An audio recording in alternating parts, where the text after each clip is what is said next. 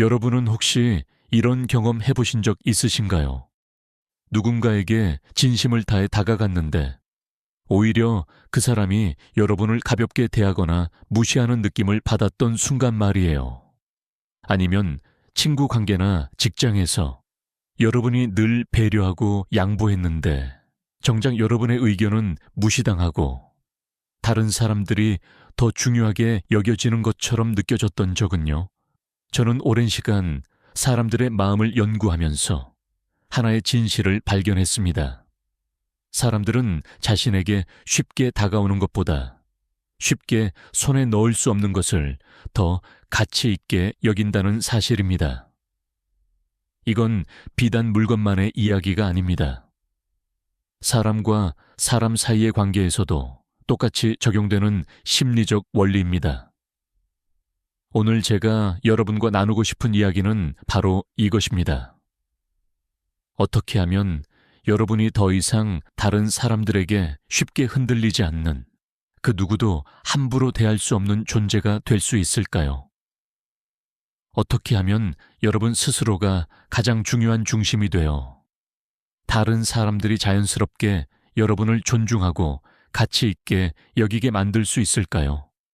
칼 융은 인간의 심리를 평생 탐구한 사람입니다. 그는 우리 내면의 깊은 곳에 숨겨진 힘과 그림자, 그리고 우리가 미처 알지 못했던 자아의 층위들을 발견했습니다.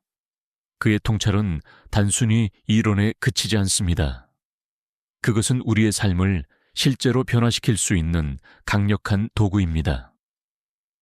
오늘 이 시간, 저는 융의 심리학을 바탕으로 여러분이 진정으로 흔들리지 않는 사람, 누구도 함부로 다가올 수 없는 강인한 존재가 되는 방법을 함께 나누고자 합니다.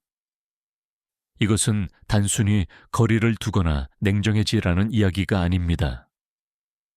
오히려 여러분 자신의 내면을 깊이 이해하고 그 중심을 확고히 하는 과정입니다. 자, 그럼 지금부터 시작해 볼까요? 첫 번째로 말씀드리고 싶은 것은 여러분 자신을 최우선으로 두는 것입니다. 이 말을 들으면 어떤 분들은 이기적으로 들릴 수도 있다고 생각하실 겁니다. 하지만 융은 우리에게 이렇게 말합니다. 자신을 소홀히 하는 사람은 다른 사람에게도 온전한 존재가 될 수 없다고요.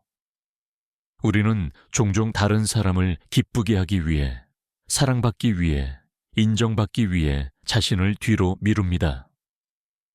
특히 한국 사회에서 자라온 우리들은 더욱 그렇습니다. 어릴 때부터 우리는 배려하고 양보하고 겸손해야 한다고 배웠습니다. 물론 이것들은 아름다운 가치입니다. 하지만 이것이 지나쳐서 자신을 희생하고 자신의 욕구와 감정을 무시하게 되면 그것은 문제가 됩니다. 윤근 개성화 과정에 대해 이야기했습니다. 이것은 우리가 진정한 자기 자신이 되어가는 여정입니다.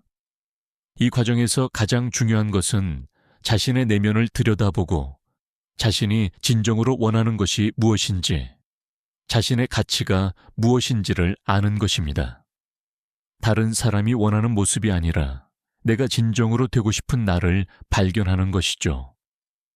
여러분이 자신을 최우선으로 둔다는 것은 자신의 시간과 에너지를 함부로 쓰지 않는다는 의미입니다. 여러분의 시간은 한정되어 있습니다. 여러분의 에너지도 무한하지 않습니다. 그런데 우리는 종종 이것을 너무 쉽게, 너무 많은 사람에게 나누어 줍니다. 그리고 정작 자신에게 돌아왔을 때는 이미 텅 비어 있습니다. 자신을 최우선으로 둔다는 것은 이기적인 것이 아닙니다. 오히려 그것은 자기 존중의 시작입니다.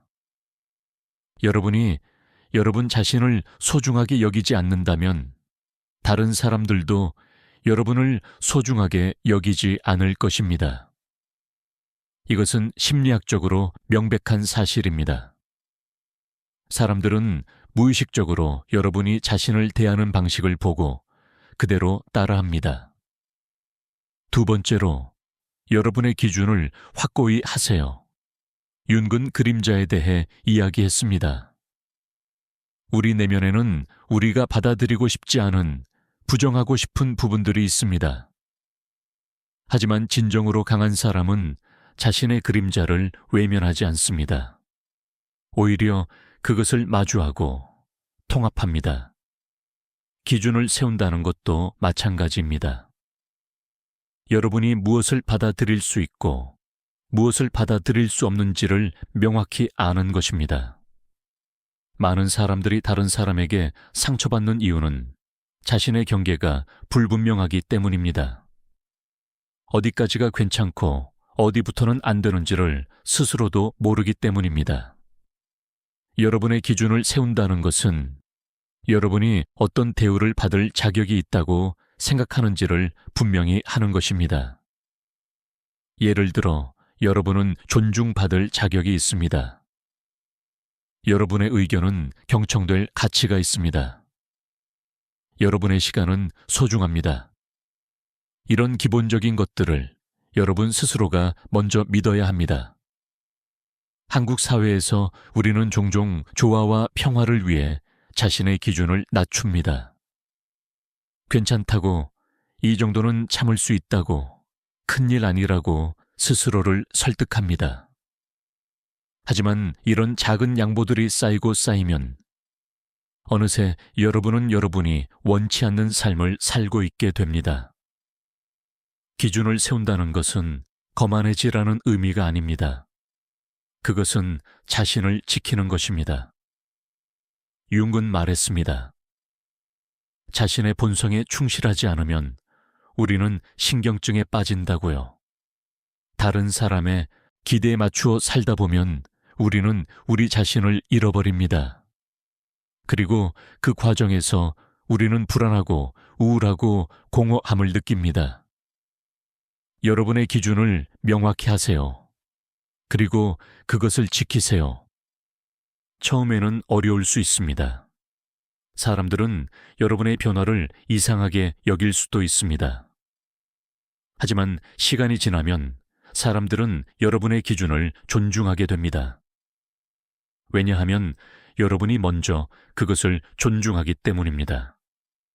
세 번째 원칙은 즉시 반응하지 않는 것입니다. 융의 심리학에서 중요한 개념 중 하나는 의식과 무의식의 균형입니다. 우리가 즉각적으로 반응할 때 우리는 종종 무의식의 충동에 따라 움직입니다. 감정이 격해지고 생각이 혼란스러워지고 나중에 후회하는 말이나 행동을 하게 됩니다. 강한 사람은 즉시 반응하지 않습니다. 그들은 한 템포 늦춥니다. 메시지가 왔을 때 바로 답하지 않고, 요청을 받았을 때 즉시 수락하거나 거절하지 않고, 감정이 격해졌을 때 그 자리에서 폭발하지 않습니다. 그들은 시간을 갖습니다. 그 시간 동안 그들은 자신의 내면을 들여다봅니다. 이것이 정말 내가 원하는 것인가? 이것이 내게 좋은 것인가? 나는 어떻게 반응하는 것이 옳은가? 이것은 계산이 아닙니다. 이것은 지혜입니다. 융은 인간의 심리가 얼마나 복잡한지 알고 있었습니다. 우리의 첫 번째 반응이 항상 최선의 반응은 아닙니다. 때로는 우리의 상처받은 내면 아이가 반응하고, 때로는 우리의 방어 기제가 작동하고, 때로는 우리의 두려움이 말을 합니다. 즉시 반응하지 않는 것은 또한 여러분에게 힘을 줍니다. 다른 사람들은 여러분이 어떻게 반응할지 예측할 수 없게 됩니다. 여러분은 더 이상 쉽게 읽히는 책이 아닙니다.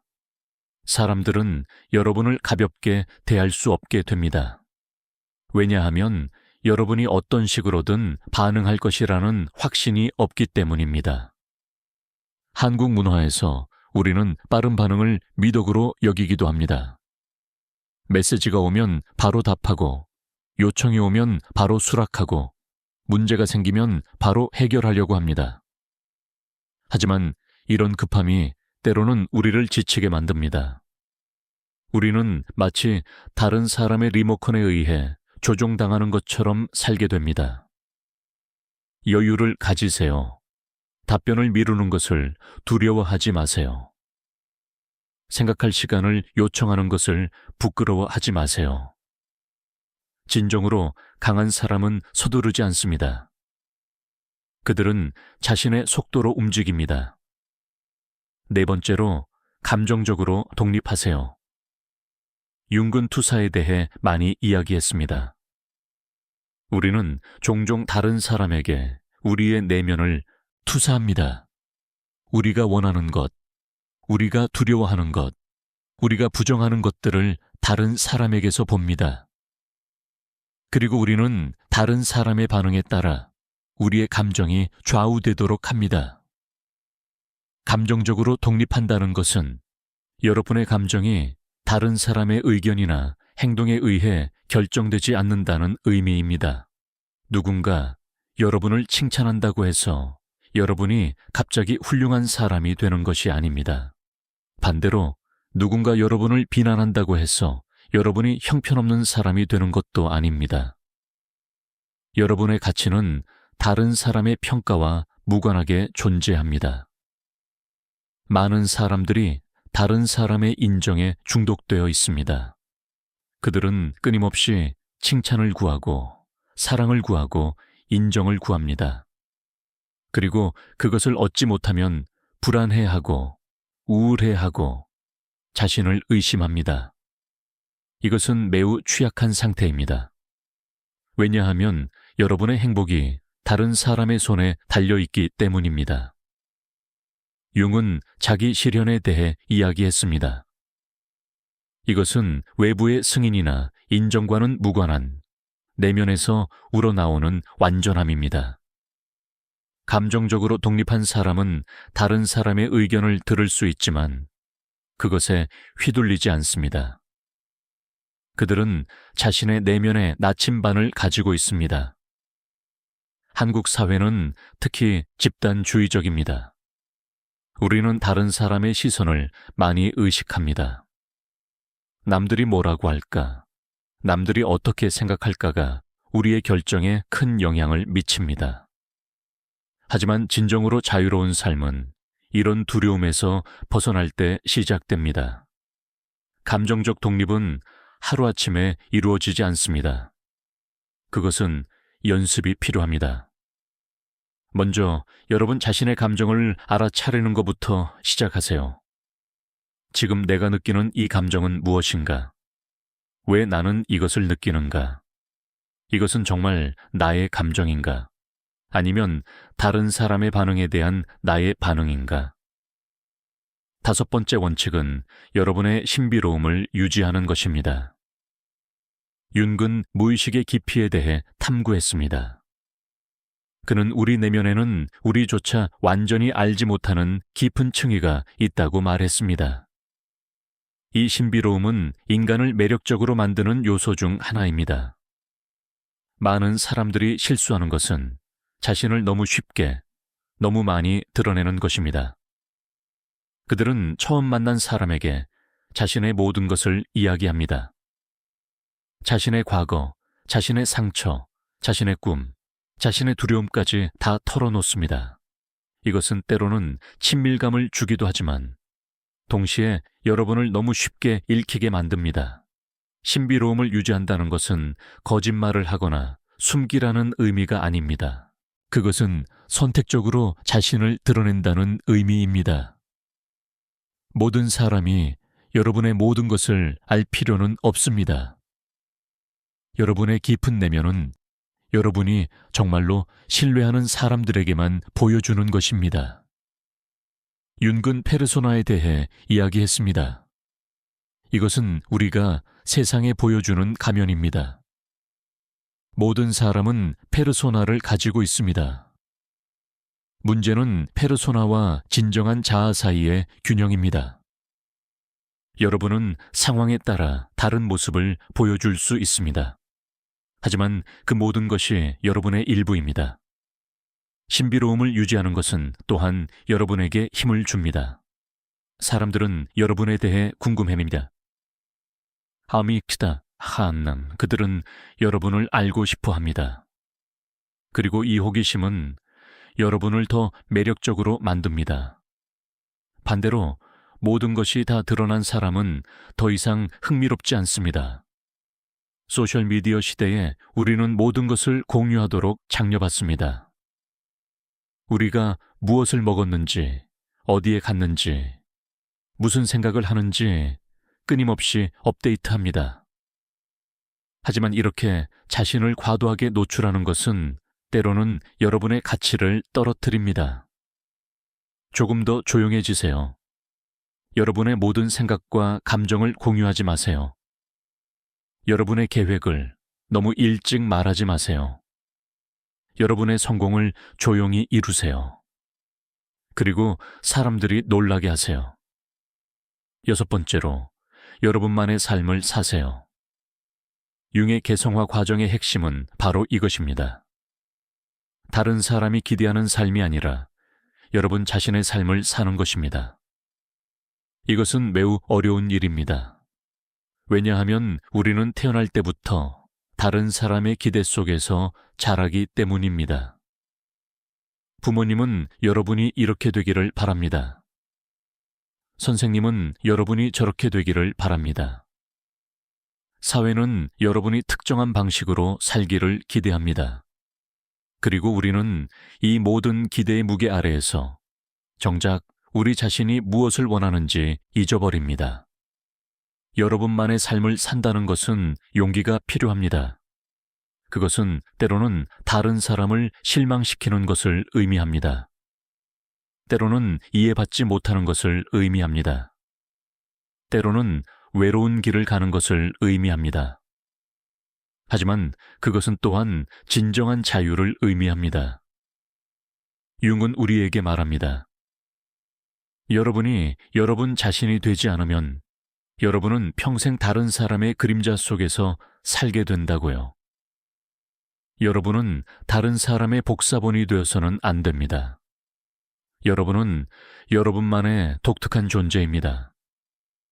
한국 사회에서 이것은 특히 어려운 일입니다.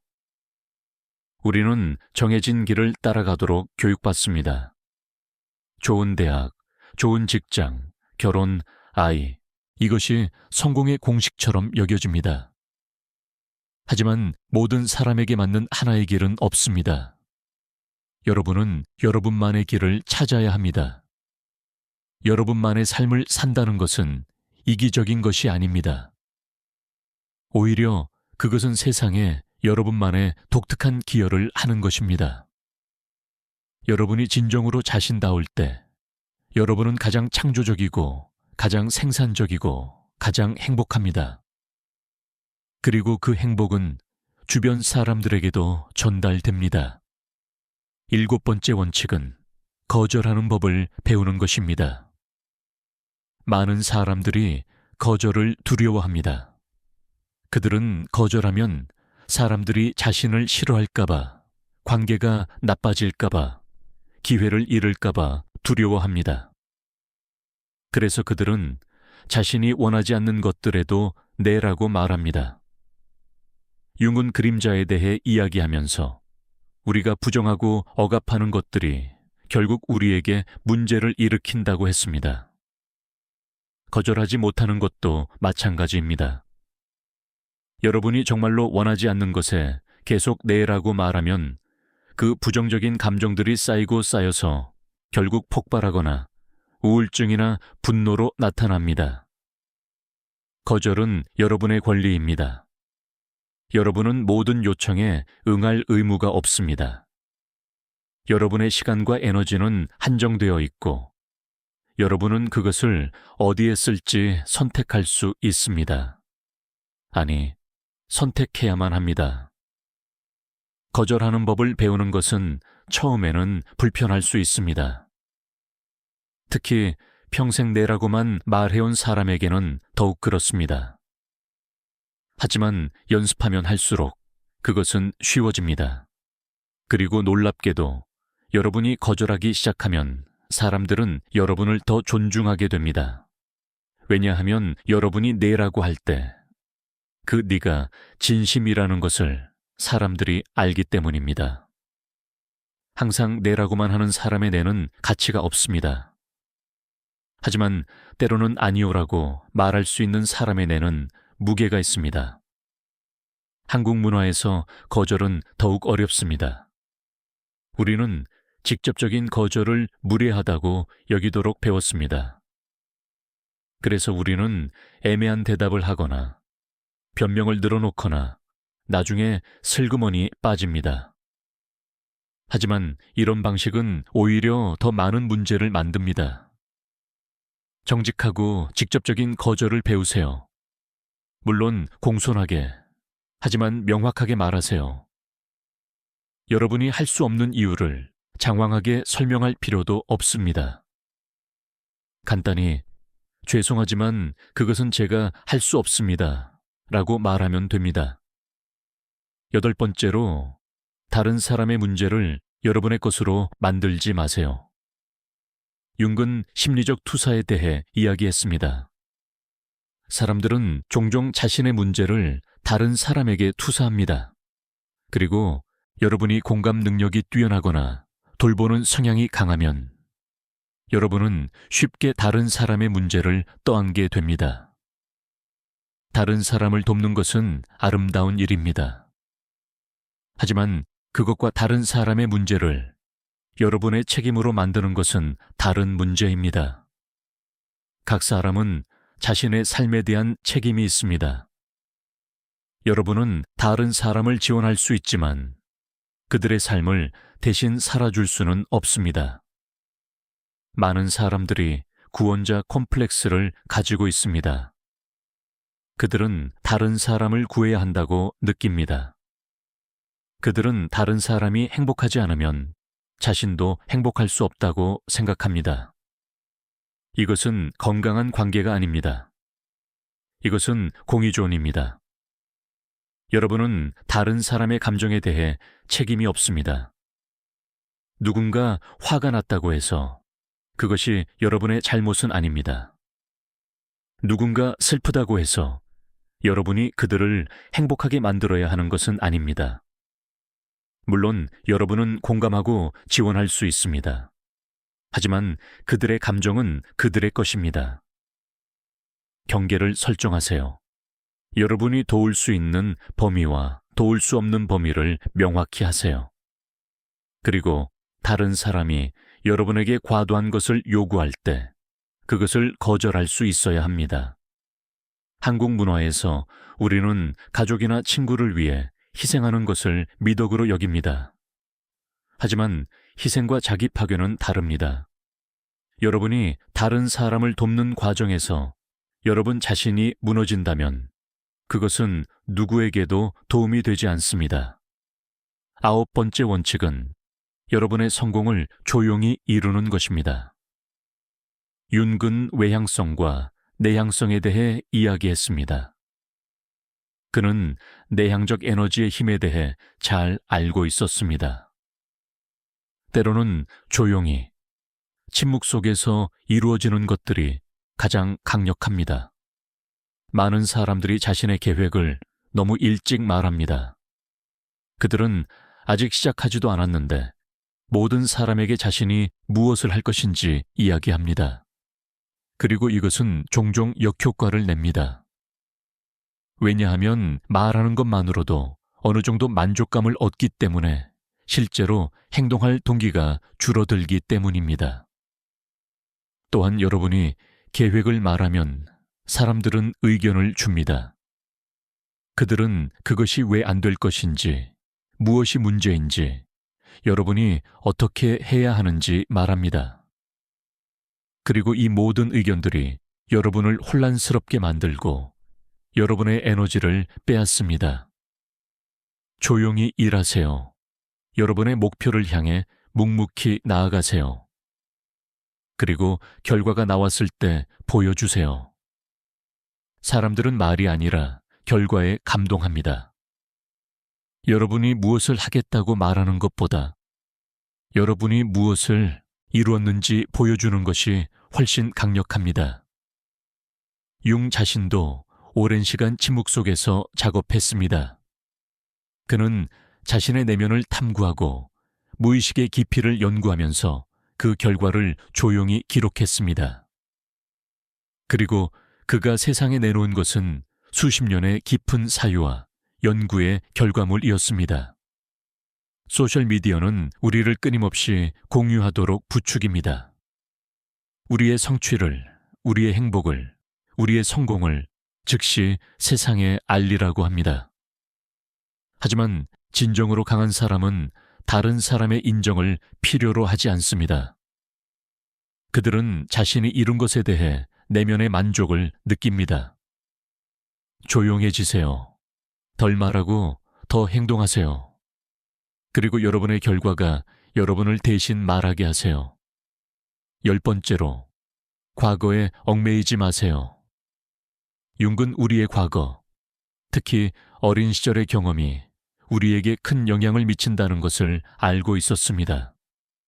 하지만 그는 또한 우리가 과거에 갇혀 있어서는 안 된다고 말했습니다. 개성화 과정은 과거를 이해하고 통합하지만 그것에 지배당하지 않는 것입니다. 많은 사람들이 자신의 과거를 핑계로 삼습니다. 나는 이런 어린 시절을 보냈기 때문에, 나는 이런 상처가 있기 때문에, 나는 이렇게밖에 할 수 없다고 말합니다. 물론 과거의 경험은 중요합니다. 그것은 우리를 형성했습니다. 하지만 그것이 우리의 미래를 결정하지는 않습니다. 여러분은 과거의 피해자가 아닙니다. 여러분은 현재의 창조자입니다. 아무리 힘든 과거를 가지고 있더라도 여러분은 지금 이 순간부터 다른 선택을 할 수 있습니다. 여러분은 새로운 패턴을 만들 수 있습니다. 여러분은 다른 사람이 될 수 있습니다. 윤근 변환에 대해 이야기했습니다. 연금술사가 납을 금으로 바꾸려 했던 것처럼 우리는 우리의 상처와 아픔을 지혜와 힘으로 바꿀 수 있습니다. 이것은 과거를 부정하는 것이 아닙니다. 오히려 그것을 직면하고 이해하고 그것으로부터 배우는 것입니다. 과거를 계속 반추하는 것은 여러분을 그곳에 묶어둡니다. 여러분이 과거의 상처를 계속 들여다보고 그것에 대해 계속 이야기하고 그것을 여러분의 정체성으로 만들면 여러분은 그 과거에서 벗어날 수 없습니다. 물론 과거를 처리하는 것은 중요합니다. 여러분이 해결되지 않은 트라우마가 있다면 그것을 다루어야 합니다. 하지만 그것을 다룬 후에는 놓아주어야 합니다. 계속 붙잡고 있지 마세요. 한국 사회에서 우리는 종종 과거에 대한 집착이 있습니다. 우리의 가족력, 우리의 학벌, 우리의 과거 실수들이 우리를 규정합니다. 하지만 여러분은 과거의 합이 아닙니다. 여러분은 현재 진행 중인 존재입니다. 과거를 놓아주세요. 여러분이 누구였는지가 아니라 여러분이 누가 될 수 있는지에 집중하세요. 매 순간은 새로운 시작입니다. 여러분은 지금 이 순간 다른 사람이 되기로 선택할 수 있습니다. 11번째 원칙은 감정을 행동과 분리하는 것입니다. 윤근 우리의 감정이 중요하다고 말했습니다. 그것은 우리의 무의식에서 오는 메시지입니다. 하지만 모든 감정이 행동으로 이어져야 하는 것은 아닙니다. 많은 사람들이 감정에 휘둘립니다. 그들은 화가 나면 소리를 지르고, 슬프면 모든 것을 포기하고, 불안하면 충동적인 결정을 내립니다. 그들은 감정과 자신을 동일시합니다. 나는 화가 난다가 아니라 나는 화다라고 생각합니다. 하지만 여러분은 여러분의 감정이 아닙니다. 감정은 여러분을 지나가는 것입니다. 그것은 날씨와 같습니다. 때로는 맑고 때로는 흐립니다. 하지만 하늘은 항상 그곳에 있습니다. 여러분의 본질적인 자아는 감정의 부침과는 무관하게 존재합니다. 감정을 느끼는 것과 그것에 따라 행동하는 것을 구분하세요. 여러분은 화가 날 수 있습니다. 하지만 그렇다고 해서 여러분이 화를 표출해야 하는 것은 아닙니다. 여러분은 슬플 수 있습니다. 하지만 그렇다고 해서 여러분이 모든 것을 그만두어야 하는 것은 아닙니다.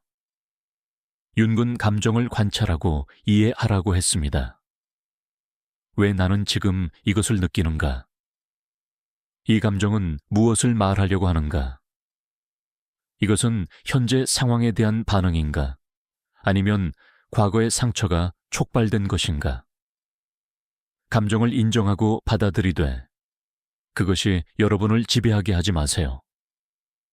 여러분은 선장이고 감정은 바다입니다. 바다가 거칠 수 있지만 여러분은 여전히 배의 방향을 결정합니다.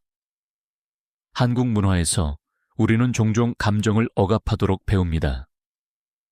특히 분노나 슬픔 같은 부정적 감정은 보여주지 말아야 한다고 배웁니다.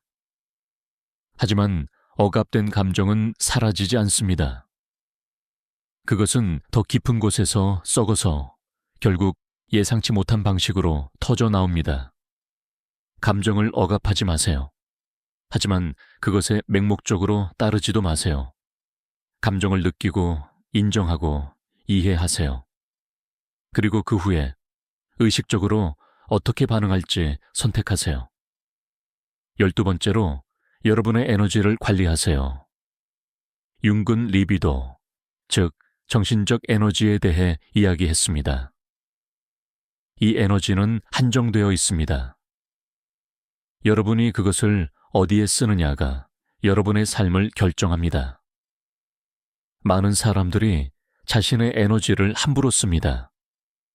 그들은 중요하지 않은 일에 스트레스를 받고 의미 없는 논쟁에 휘말리고 독이 되는 사람들과 시간을 보냅니다. 그리고 정작 중요한 일을 할 때가 되면 그들에게는 에너지가 남아있지 않습니다. 여러분의 에너지는 귀중합니다. 그것을 지키세요. 여러분을 소진시키는 사람들과 거리를 두세요. 여러분의 에너지를 빼앗는 상황을 피하세요. 여러분이 통제할 수 없는 일에 에너지를 낭비하지 마세요. 대신 여러분의 에너지를 여러분에게 중요한 것에 투자하세요.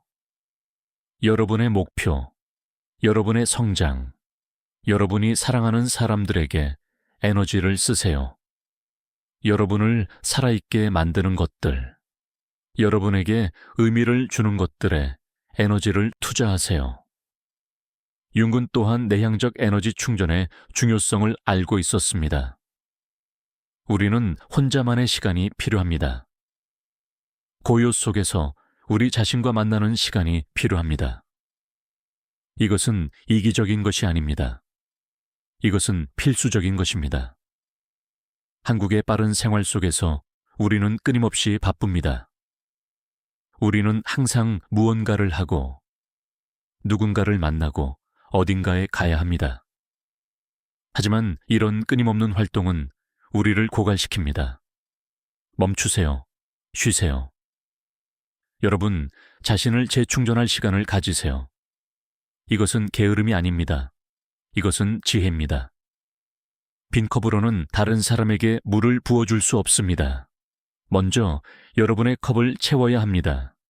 13번째 원칙은 비교를 멈추는 것입니다. 융은 각 개인의 고유성에 대해 강조했습니다.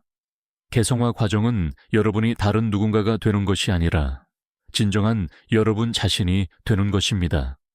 우리는 끊임없이 비교하는 사회에 살고 있습니다.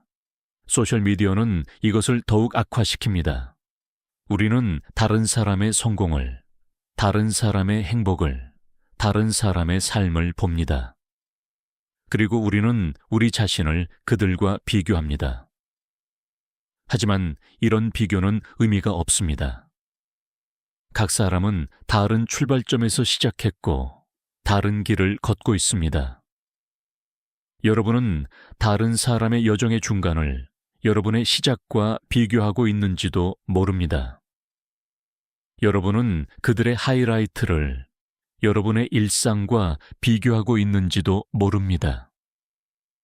더 중요한 것은 이런 비교가 여러분을 여러분 자신의 길에서 벗어나게 만든다는 것입니다.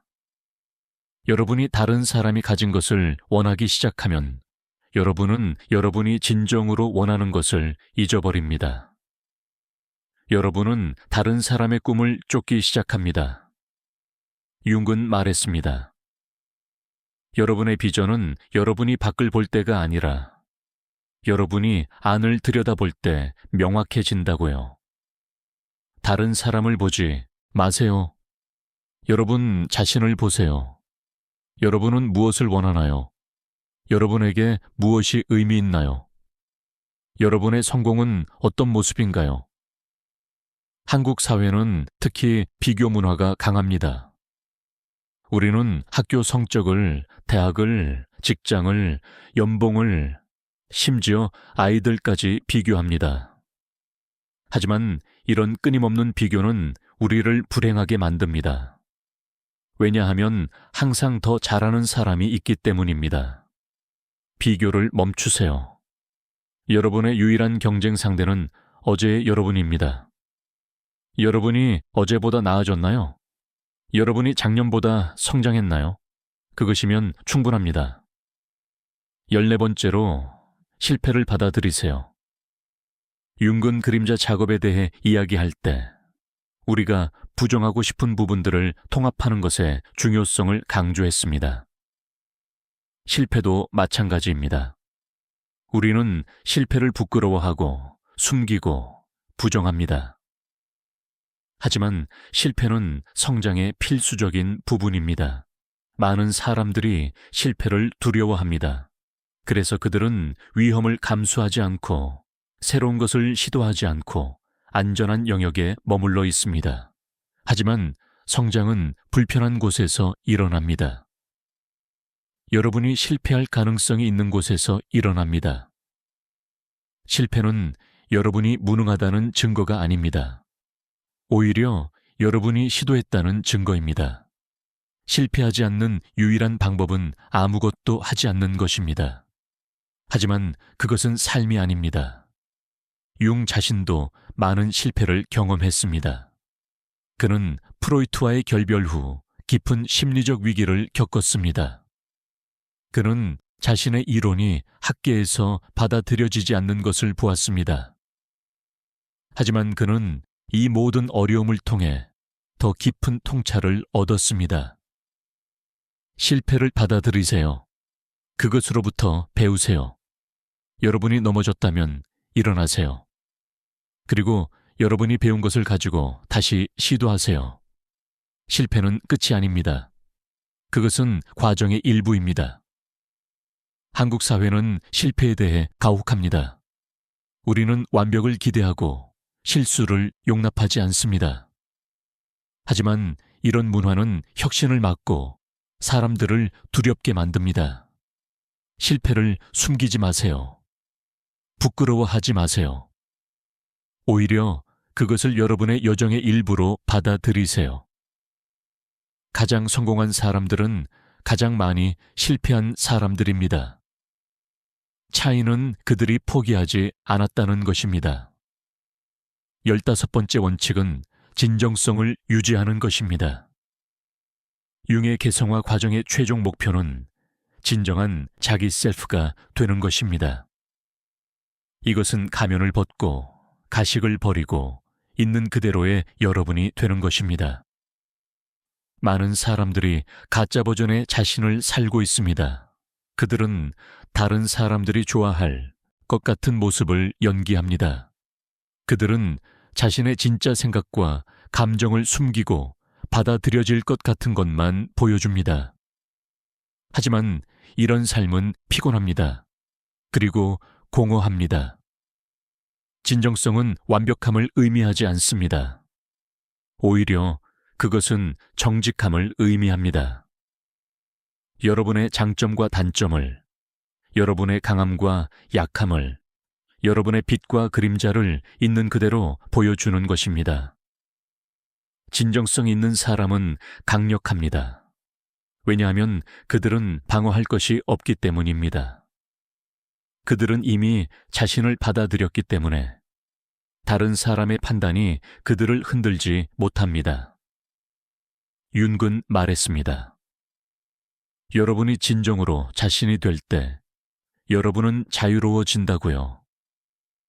더 이상 가면을 유지할 필요가 없고 역할을 연기할 필요가 없습니다.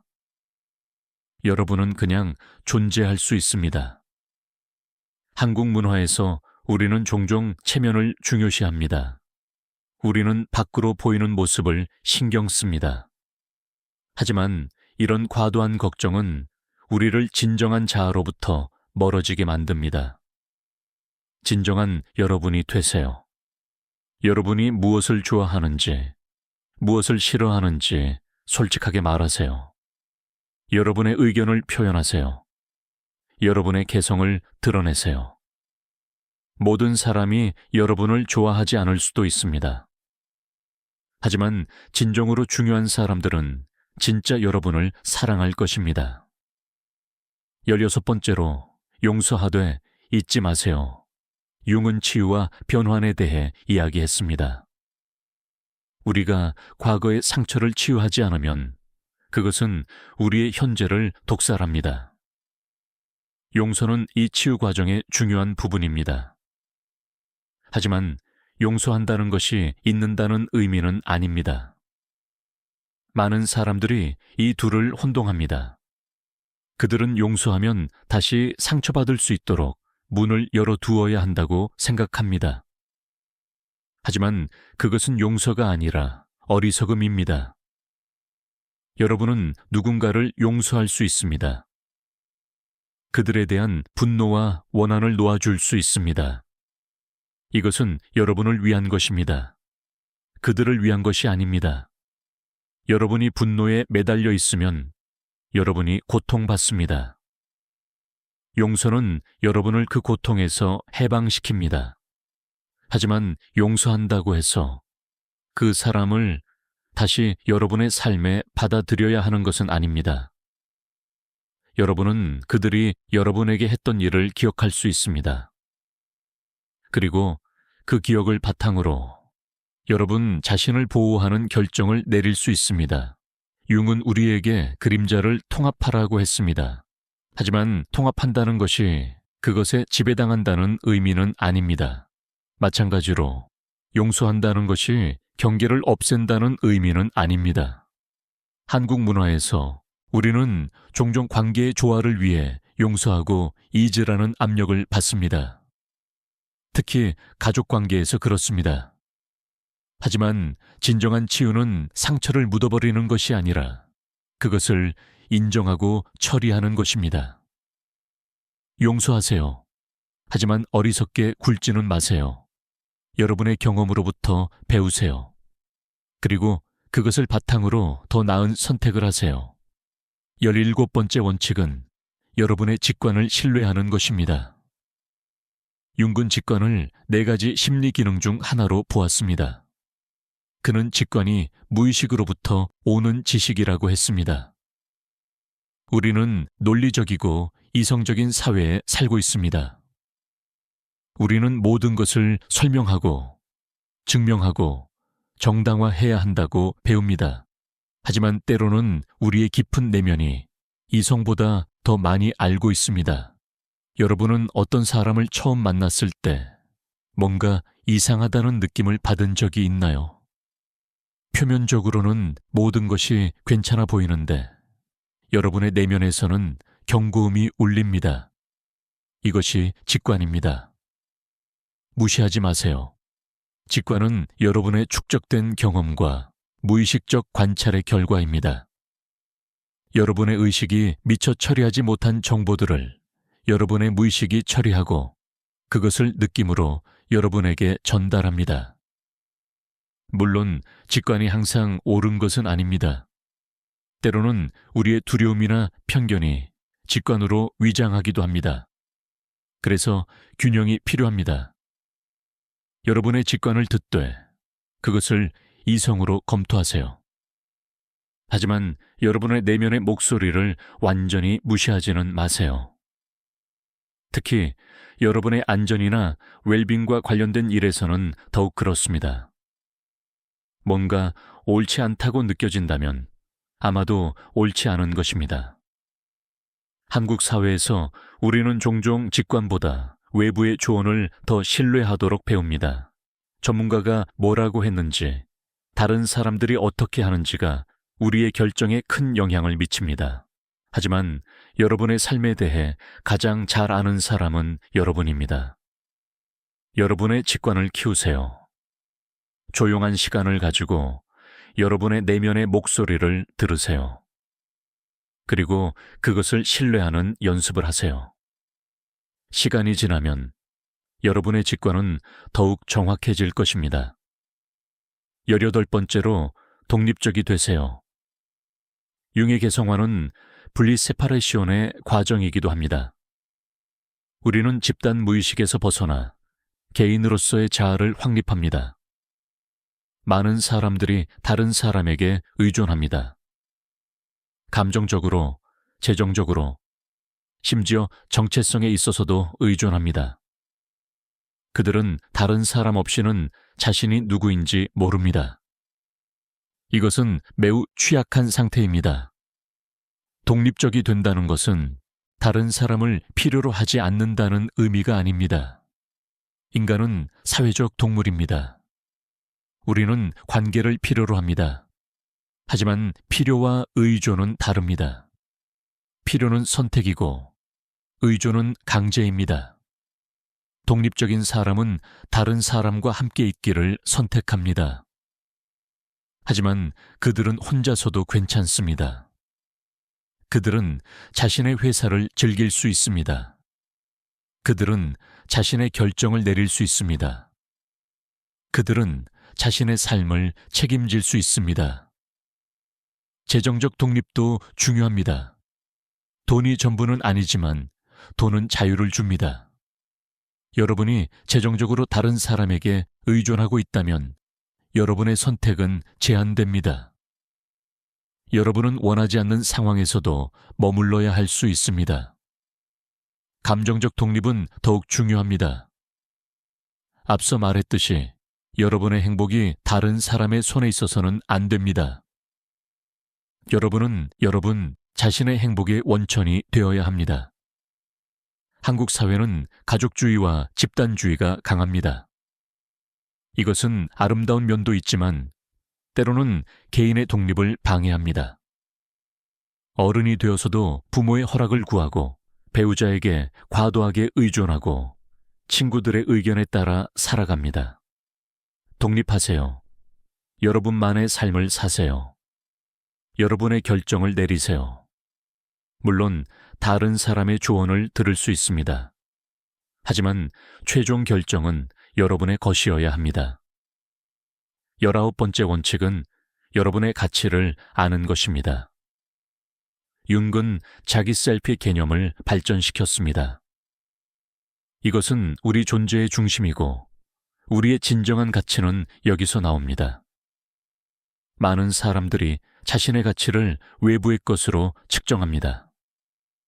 얼마나 많은 돈을 버는지, 어떤 직업을 가지고 있는지, 어떤 차를 모는지, 어디에 사는지로 자신의 가치를 정의합니다.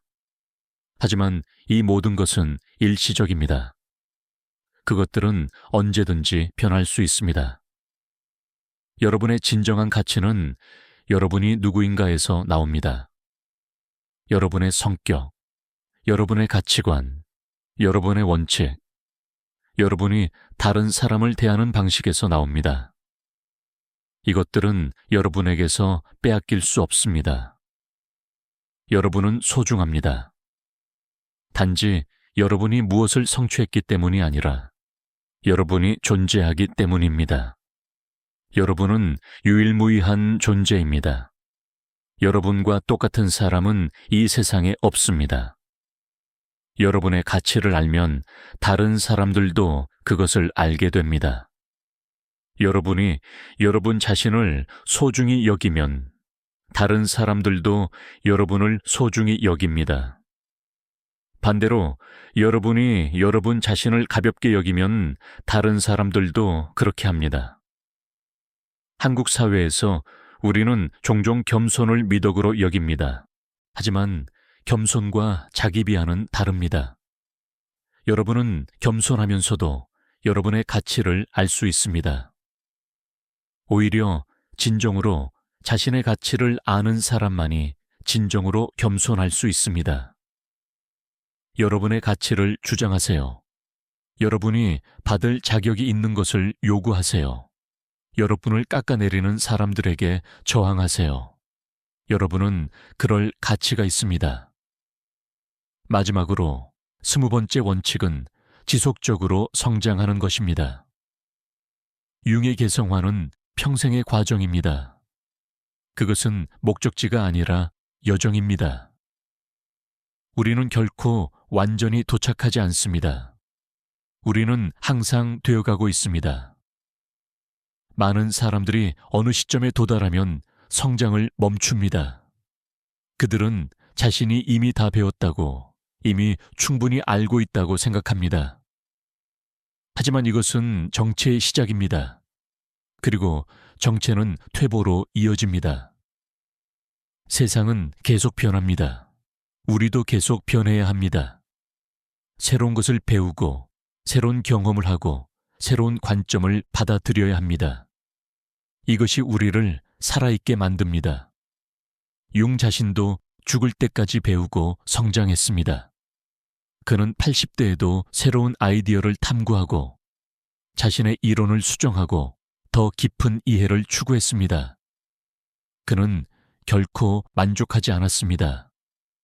항상 더 나아가고자 했습니다. 여러분도 그렇게 하세요. 결코 배움을 멈추지 마세요. 결코 성장을 멈추지 마세요. 매일 조금씩이라도 나아지려고 노력하세요. 작년의 여러분보다 나은 사람이 되세요. 책을 읽으세요. 새로운 기술을 배우세요. 다른 관점을 가진 사람들과 대화하세요. 여러분의 안락한 영역에서 벗어나세요.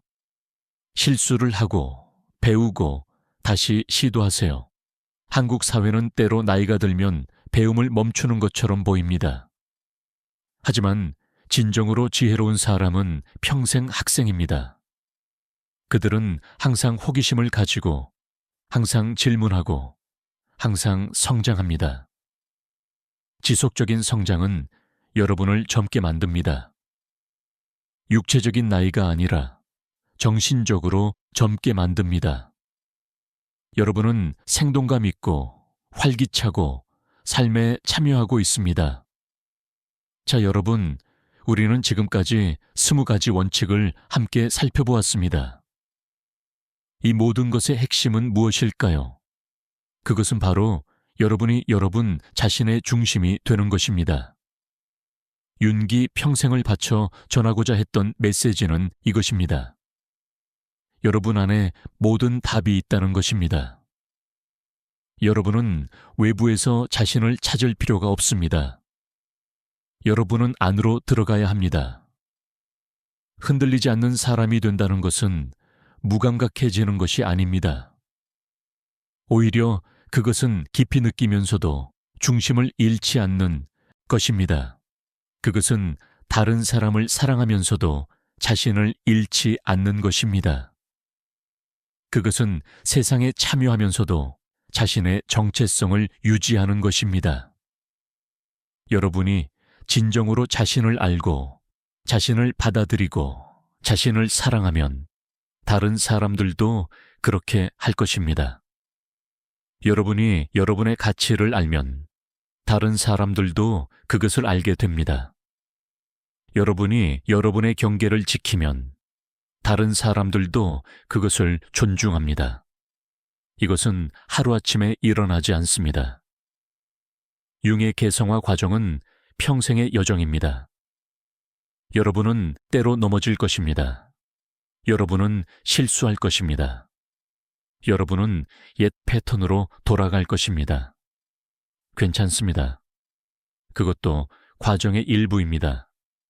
중요한 것은 계속 나아가는 것입니다. 매번 넘어질 때마다 조금 더 강해져서 일어나는 것입니다. 매번 실수할 때마다 그것으로부터 배우는 것입니다. 매번 옛 패턴으로 돌아갈 때마다 그것을 알아차리고 다시 선택하는 것입니다. 여러분은 혼자가 아닙니다. 이 여정을 걷고 있는 수많은 사람들이 있습니다. 우리 모두는 더 나은 자신이 되기 위해, 진정한 자아를 찾기 위해 노력하고 있습니다. 한국의 여러분, 우리는 빠르게 변하는 세상에 살고 있습니다. 외부의 소음은 점점 커지고, 요구는 점점 많아지고, 압박은 점점 강해집니다. 하지만 바로 이런 시대에 우리는 더욱 확고한 내면의 중심이 필요합니다. 여러분의 내면으로 돌아가세요. 그곳에서 여러분의 진실을 찾으세요. 그리고 그 진실을 바탕으로 여러분의 삶을 세우세요. 다른 사람의 의견이 아니라 여러분 자신의 내면의 목소리에 귀 기울이세요. 여러분이 진정으로 자신이 될 때 여러분은 아무도 흉내낼 수 없는 존재가 됩니다. 여러분은 대체 불가능해집니다. 여러분은 유일무이해집니다. 그리고 그것이 바로 여러분이 진정으로 흔들리지 않게 되는 순간입니다. 세상은 여러분을 바꾸려고 할 것입니다. 사람들은 여러분에게 이래야 한다, 저래야 한다고 말할 것입니다. 하지만 여러분은 여러분 자신의 목소리를 들어야 합니다. 여러분은 여러분만의 길을 가야 합니다. 융은 말했습니다. 가장 큰 용기는 자기 자신이 되는 용기라고요. 세상 모두가 여러분에게 다른 누군가가 되라고 말할 때 여러분 자신으로 남는 것, 그것이 진정한 용기입니다. 오늘 이 순간부터 시작하세요. 작은 변화부터 시작하세요. 한 번에 하나씩 이 원칙들을 여러분의 삶에 적용해 보세요. 그리고 변화를 지켜보세요. 여러분이 어떻게 더 강해지는지, 더 평화로워지는지, 더 자유로워지는지 느껴보세요. 여러분은 이미 여러분이 필요한 모든 것을 가지고 있습니다. 여러분 안에 힘이 있습니다. 여러분 안에 지혜가 있습니다. 여러분 안에 용기가 있습니다. 이제 그것을 발견하고 그것을 믿고 그것을 살아내야 할 때입니다. 여러분은 흔들리지 않을 수 있습니다. 여러분은 강할 수 있습니다. 여러분은 자유로울 수 있습니다. 그리고 그 모든 것은 여러분이 진정으로 여러분 자신이 될 때 시작됩니다. 이 여정이 쉽지 않다는 것을 저는 압니다. 하지만 가치 있는 것은 결코 쉽지 않습니다. 여러분이 이 길을 선택한다면 여러분은 진정으로 살아있음을 느낄 것입니다. 여러분은 여러분의 삶의 주인이 될 것입니다. 그리고 그것보다 더 큰 자유는 없습니다. 여러분 한 분 한 분이 이 여정에서 용기와 지혜를 찾기를 바랍니다. 여러분이 진정한 자신을 발견하고 그 아름다움을 세상과 나누기를 바랍니다. 그리고 여러분이 흔들리지 않는 강인함과 동시에 깊은 인간성을 가진 사람이 되기를 바랍니다. 감사합니다. 여러분의 여정에 함께할 수 있어서 영광이었습니다.